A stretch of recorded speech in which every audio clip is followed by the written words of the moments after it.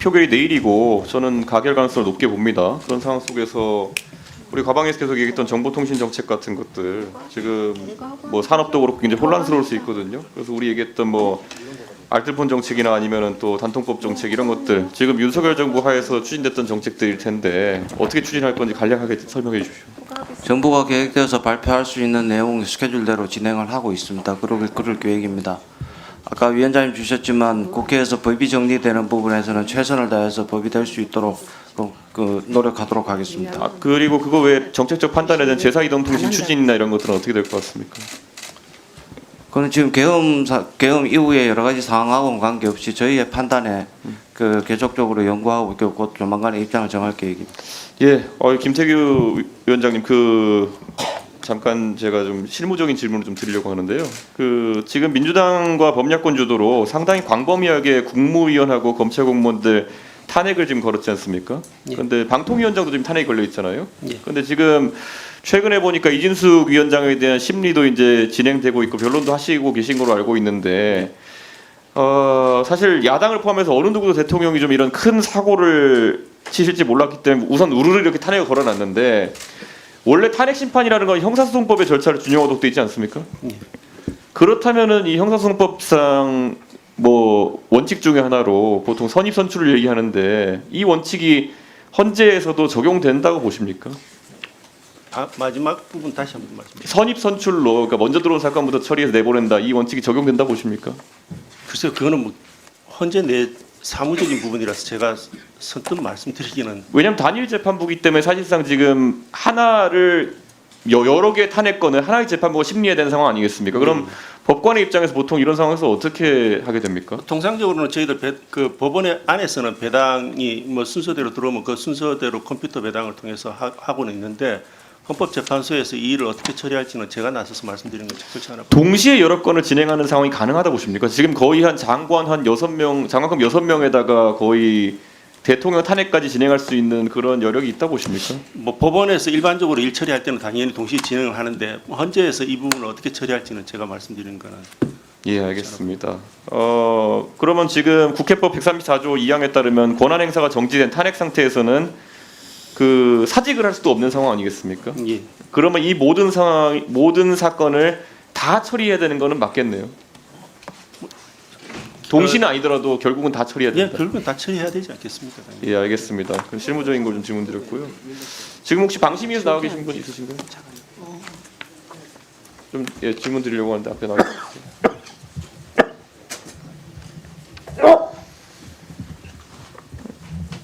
방심위의 가짜뉴스 신속심의센터 작년에 운영하다가 접었었죠.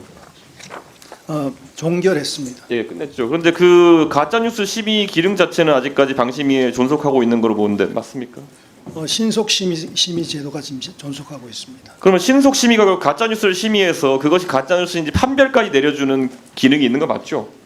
지금 현재 신속심의를 통해서 그런 가짜뉴스란 그 테두리가 아니라 일반적인 우리의 그 규정에 따라서 위원님들이 심의하고 있습니다. 그럼 오늘 본의원실에서 저희가 윤석열 대통령의 최근의 담화나 이런 것들 전부 다 가짜뉴스로 신고하려고 그러는데 심의하시겠습니까? 잘 이해를 윤석열 대통령의 담화 같은 것을 보면요, 지금 이런 내란 상황에 대해 가지고 상당히 거짓 해명을 계속 하고 있지 않습니까? 근데 방송임 심의위원회에서 이런 것들이 전파 타는 것에 대해서 심의할 수 있는 기능이 좀 있습니까? 심의는 심의위원들이 하시는 것이고 저희들은 그것을 보좌하는 입장입니다. 근데 심의의 대상이 된다고 판단하십니까? 그 부분은 심의위원들께서 판단하실 사안입니다. 왜냐하면 방송 심의에 대한 규정에 보면은 방송은 사실을 정확하고 객관적인 방법으로 다뤄야 하며 불명확한 내용을 사실인 것으로 방송해서 시청자를 혼동케 해서는 안 된다. 그런데 지금 대통령이 본인의 방송 또는 담화를 통해 가지고 계속 본인에 대한 변명 또는 가짜 뉴스를 전파하고 있는 거 아니겠습니까? 담화 보셨죠? 예, 그러면은 담화 보시고 그 내용 중에서 국회의원들의 출입을 방해하거나 이렇게 한 적이 없다는 내용이 사실이라고 보십니까? 그건 제가 판단할 문제는 아닌 것 같습니다. 뭐 그거는 저는 판단할 수 있을 것 같아요. 저는 못 들어오게 했거든요. 근데 이러면 당연히 심의의 대상이 돼야 되고 방심위도 대통령을 심의할 수 있다 그렇게 생각하십니까? 아까도 말씀드렸지만 심의에 대한 것은 위원님들의 소관입니다. 네. 예, 유상임 장관님.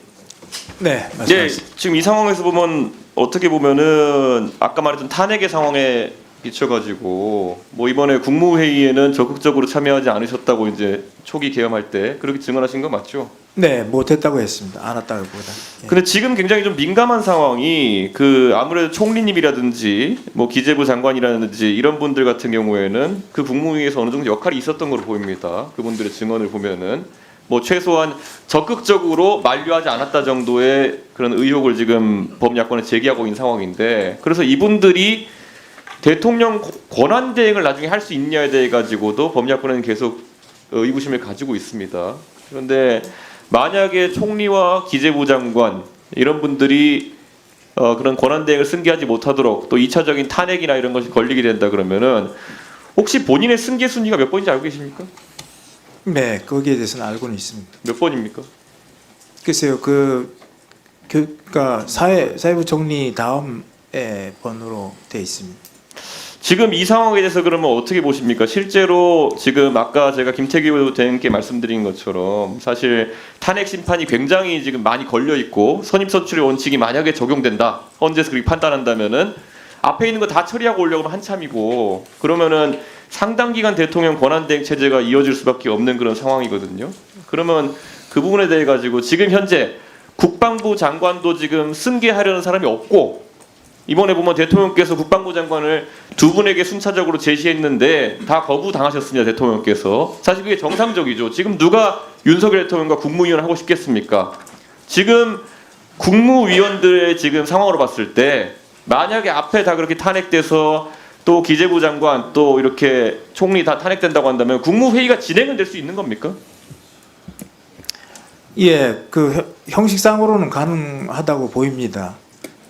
뭐 지금 그런 일이 벌어져도 형식상으로는 가능한데 그러나 그 후임이 정해지지 않기 때문에 각 그 장관이 없는 부서는 정상적인 업무를 하기가 상당히 어려울 것 같아서 글쎄 그 유지가 될 수 있을까 뭐 이런 염려가 많고 그렇게 되면 이건 이 정치 상황과 상관없이 상당하게 혼란을 주고 또 국정이 잘 안 되기 때문에 국민들한테 상당한 피해를 줄 것 같다는 우려가 있습니다. 예, 저는 대한민국이 이런 상황을 처음 겪기 때문에 윤석열 대통령이 빠르게 책임을 지고 결단 내리지 않으면은 국무회의 자체도 정상적으로 운영될 수 없는 상황이다라는 것을 지금 질문드리고 있습니다. 예, 수고하셨습니다.